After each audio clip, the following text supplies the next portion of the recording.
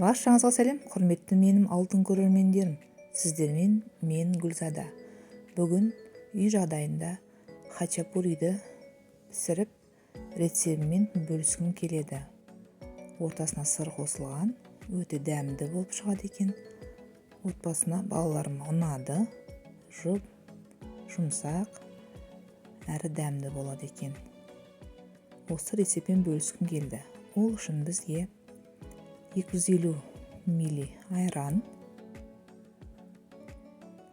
1 дана жұмыртқа, 2 қоспаны жақсылап араластырып аласыздар. Менің каналыма тіркеліп, лайк басып, комментария жазуды ұмытпаңыздар. 1 чай қасық тұз, 1 чай қасық құмшекер салу керек. Жақсылап араластырып аламыз. Разрыхитель, қосытқыш 10 грамм тас қосамыз. Барлық қоспаны жақсылап араластырып аламыз. Бір келкі қалыпта. Көріп тұрғандарыңыздай жақсылап араластырып аласыздар. Менің каналымды көргендеріңізге көп рахмет айтам. Енді ақырындап ұн қосамыз. 450-500 граммдай ұн кетеді шамамен. Ұнды жақсылап араластырып аласыздар. Кішкене қоюланғанша мен вилка шанышқымен араластырдым.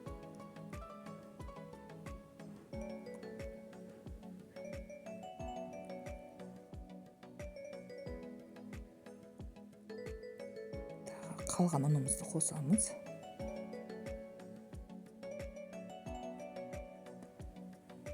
Енді кішкене қолмен араластырсақ та елесек те болады қамырды.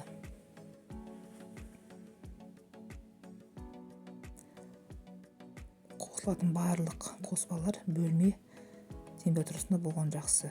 3 ас қасық сұйық май. Жақсылап араластырамыз бір келкі етіп. Қамырымыз дайын. Осындай массада болу керек. Бетін жауып 5-10 минут тындырып қоямыз. Енді ішіне салатын салмамыз дайындық. Ол үшін 200-300 грамм сыр теркадан өткіздіріп аламыз.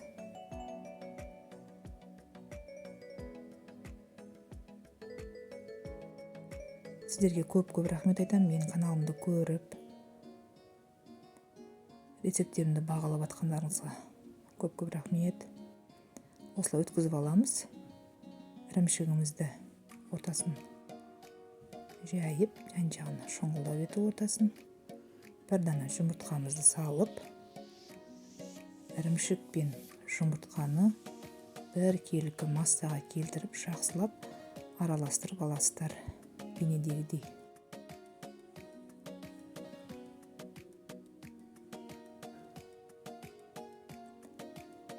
Бір келкі массада болу керек.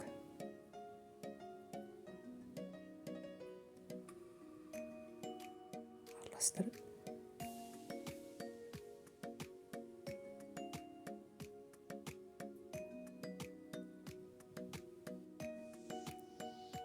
Енді осы ірімшігімізді бөлеміз. Мен 6 данаға бөлгім келді. 6 дана хачапури шығарамын. Сіздер өз қалауларыңыз бойынша 4-еу шығама. 6 дана жасайын дедім, оны 6-ға бөліп аламын. Сырымды.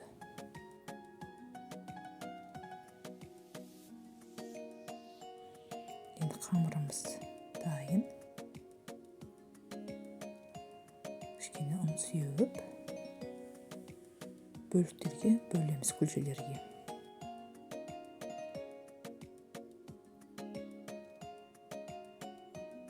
Кішкене ұнға аунатып аламыз.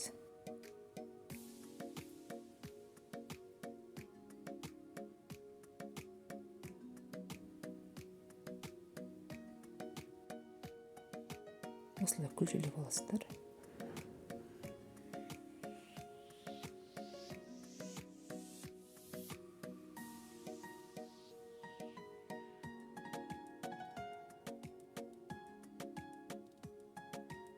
Күлчелерімізді орташа етіп жаямыз.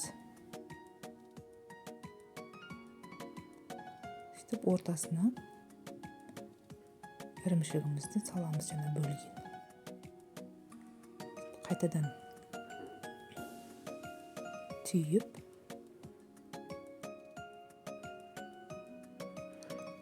сөйтіп бекітесіздер. Осындай күлшеге айландырасыздар. Енді оқтаудың көмегімен оқтауды қатты баспаймыз. Жайлап, жұқа қылып қамырды жаясыздар. Қатты бассаңыздар, қамыр тесіліп кетуі мүмкін. Сондықтан жаямыз. Осындай көлемде болады. Енді қызып тұрған табамызға майсыз бетін жауып, қызарғанша пісіреміз. 5-10 минут уақыт алады. Бірінші беті пісті, енді екінші бетін жауып пісіріп аламыз. Хачапурimiz дайын болды. Осы дайын болған хачапуримizді тарелкаға салып, ыстық кезінде сары майды бетіне жағамыз. Тұтастай жағып алсаңыздар, ыстық кезінде майларыңыз еріп сіңетін болады. Осындай керемет, жұмсақ болып шықты. Дәмі де керемет. Менің сырым сәл азда болып қалды. Ішіне кішкене көбірек сыр салсаңыздар да болады екен. Менікі сәл азда болып қалды. Сонда да әдемі болып шықты. Дәмі өте әдемі. Ас болсын сіздерге.